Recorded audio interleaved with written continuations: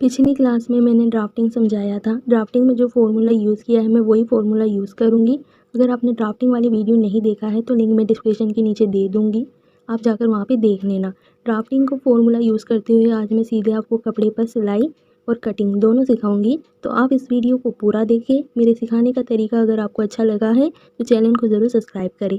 कपड़े को मैंने 2 फोल्ड में किया है। अब इसे हम यहाँ से चौड़ाई में कम कर देंगे जिससे कि कपड़ा वेस्ट ना हो।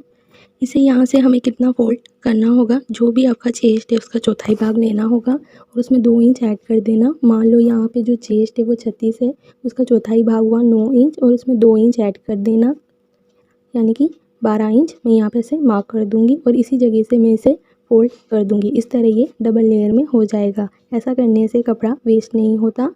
ये देखो कितना ज़्यादा कपड़ा हमारे यहाँ पे बच चुका है। तो यहाँ पर कपड़े को मैं सबसे पहले सीधा कर लूँगी क्योंकि कपड़ा ऊपर नीचे हो रहा है।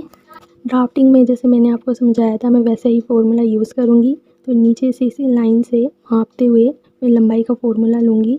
तो ड्राफ्टिंग में समझाया था जो भी लंबाई है हमें उसमें 2 इंच जोड़ना होगा। तो यहाँ पर मैं ले रही हूँ 15.5 इंच, तीरा मैं ले रही हूँ 5.5 इंच और यहाँ पर हमें आर्मोल लेना होगा। आर्मोल ले रही हूँ मैं 6.5 इंच। यहाँ पर इस लाइन को मैं अच्छे से मिला दूँगी। गले की चौड़ाई के लिए मैं 2.5 इंच ले रही हूँ यहाँ पर और इसकी लंबाई ले रही हूँ मैं 6 इंच। आप अपने मेज़रमेंट के हिसाब से यहाँ पे निकाल लेना। यहाँ पर मैं एक बॉक्स को अच्छे से तैयार करना होगा। इसके बाद 1/2 इंच हमें यहाँ पे आगे आना होगा और यहाँ पर मैं हल्का सा राउंड शेप दे दूँगी। तो ये हो गया हमारे गले की ड्राइंग कंप्लीट। अब हमें हल्का सा शोल्डर डाउन करना होगा। इंची टेप को यहाँ पर रखेंगे और 1/2 इंच पर मार्क करेंगे और इस लाइन को ऐसे तिरछा मिला देंगे। यहाँ पे हो गया हमारा शोल्डर डाउन। हम कुर्ती बनाते हैं तो जो भी तीरा होता है उसका हाफ करते हैं। जैसे 14 का हाफ किया 7 इंच, लेकिन मैंने यहाँ पे 5.5 लिया है। यहाँ पे देखो मैंने ये 5.5 क्यों लिया है। अगर हम ये 5.5 नहीं लेंगे तो कंधा गिर जाएगा क्योंकि जो बैक पार्ट है वो 8 इंच है। जब भी बैक पार्ट बड़ा रखना होता है हमें तीरा कम करना होता है। तो ये कम कैसे करते हैं ये आगे आने वाले वीडियो में मैं बनाकर मैं दिखाऊँगी, आप वो वीडियो ज़रूर देखना। तो यहाँ पर अभी मैंने 5.5 इंच लिया है।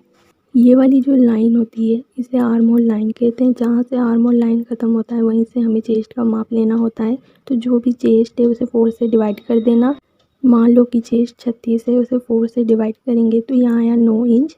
इस तरह एक लाइन खींच देंगे। कमर की फिटिंग हम बाद में करेंगे। यहाँ पर भी हम एक सीधी लाइन खींच देंगे इस तरीके से। इसके बाद हमें यहाँ पे सिलाई मार्जिन चाहिए होगा। इंची टेप को यहाँ पर रखेंगे और यहाँ पर मैं ले रही हूँ 1.5 इंच। 1.5 इंच के हिसाब से मैं यहाँ पे सिलाई मार्जिन लूँगी। जहाँ पर हमने शोल्डर डाउन किया था उसके नीचे से इंची टेप को रखेंगे और इसका हाफ करेंगे। यहाँ एक बार मार्क करेंगे। इसके बाद इधर कॉर्नर में 1 इंच आगे आना होगा और यहाँ से ही हमें गोलाई का शेप देना होगा। ये जो आर्मोल है ये फ्रंट पार्ट का आर्मोल है। तो यहाँ पर देखो अब हमें 2.5 इंच ऊपर मार्क कर रही हूँ। यहाँ पर भी 2.5 इंच मैं मार्क कर दूँगी और इसी जगह से मैं एक सीधी लाइन खींच दूँगी क्योंकि हमें बेल्ट बनाना है। कॉर्नर में फोल्ड, साइड में 4 इंच हमें ऊपर आना है। इसके बाद इंची टेप को हम ऐसे रखेंगे यहाँ पर और इसके बाद हम इसका हाफ करना होगा। यहाँ पर मेरा हाफ आ रहा है और इस जगह जहाँ पर 4 इंच मार्क किया था इसी जगह से हमें हल्का सा राउंड शेप देते हुए इधर बीच में से मिलाना होगा। तो यहाँ पर देखो मैं इसे थोड़ा गहरा कर देती हूँ। ये हो गया हमारे बेल्ट। अब अच्छे से देख सकते हो ये आसानी से बेल्ट का शेप हमारे यहाँ पे बन चुका है। इसके बाद देखो हमें टक्स लगाना होगा। तो ये जो बीच में निशान लगाया था यहाँ पर हमें 2 इंच ऊपर मार्क करना होगा। यहाँ लाइनों को आप स्केल से खींचना। इसके बाद नीचे हमें 1 इंच यहाँ मार्क करना है और 1 इंच पीछे मार्क करना है। स्केल से खींचने से ये टेढ़ा मेढ़ा नहीं होता, हाथ से खींचने से ये टेढ़ा मेढ़ा हो सकता है। तो यहाँ पर एक टक्स लगता है सामने की ओर, एक टक्स लगता है आर्मोल साइड और एक साइड में। इंची टेप को नीचे रखना और 1.5 इंच ऊपर मार्क कर देना और इसी लाइन से हमें ऐसे तिरछा ऐसे मिला देना। ये जो टक्स लगाया है इसका कोई माप नहीं होता, ये मन से लगाना होता है।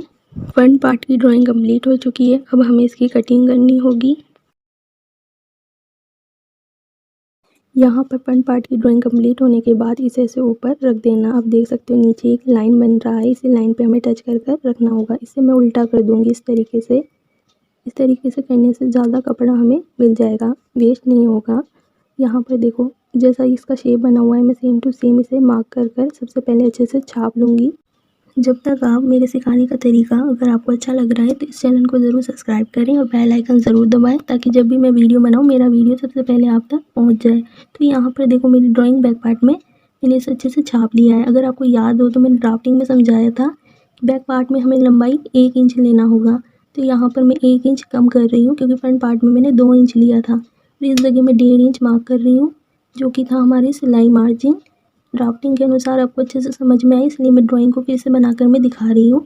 आर्म होल साइड में 1/2 इंच आगे आकर मार्क कर रही हूँ। यहाँ पर मैं 1/2 इंच आगे आई हूँ बीच में से और फिर मैंने इन लाइनों को मिला दिया। इसके बाद नीचे इसका हाफ करना होगा। इसी हाफ से हमें टक्स का निशान लगाना होगा। टक्स में 4 इंच ली हूँ, आप चाहो तो 3.5 इंच भी ले सकते हो। उसके बाद 1/2 इंच इधर और 1/2 इंच इधर मार्क करना होगा। अब इन लाइनों को मैं स्केल से मिलाऊंगी यहाँ पर और यहाँ पर। इसके बाद देखो हमें क्या करना होगा।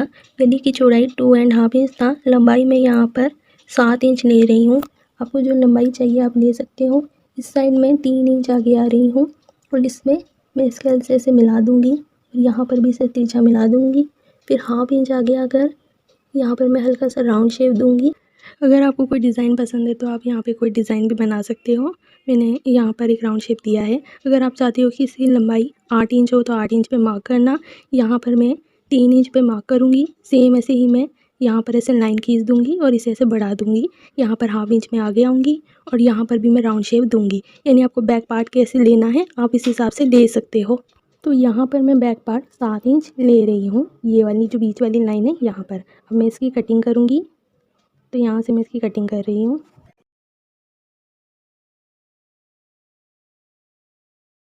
तो यहाँ पर मेरी कटिंग हो चुकी है। अब मैं इसे साइड में रख देती हूँ। अब हमें फ्रंट पार्ट को तैयार करना होगा।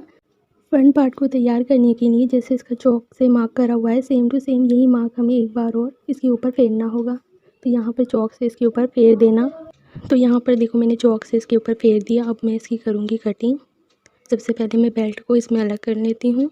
इसके बाद यहाँ पर ये जॉइंट आ रहा है, इसे भी मैं कटिंग कर कर अलग कर दूँगी। अब इसे बीच में से मैं ऐसे खोल दूँगी और यहाँ पर इसे ऐसे फोल्ड कर दूँगी।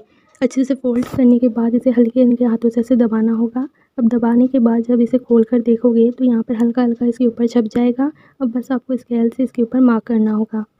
मार्क करते हुए इसकी जो लाइनें हैं इसे स्केल से ही खींचना। इस तरह इसकी ड्राइंग कंप्लीट हो जाएगी। मेरे सिखाने का तरीका अगर आपको अच्छा लगा है तो इस चैनल को ज़रूर सब्सक्राइब करें, लाइक करें और बेल आइकन ज़रूर दबाएं ताकि जब भी मैं वीडियो बनाऊँ मेरा वीडियो सबसे पहले आप तक पहुंच जाए। यहाँ पर मेरी ड्राइंग कंप्लीट हो चुकी है। हुक की पट्टी बिठाने के लिए हमें बस बीच में से यहाँ पे कटिंग करना होगा। इस वीडियो में मैंने आपको फुल कटिंग दिखाया है, अगली वीडियो में फुल आपको सिलाई दिखाऊंगी।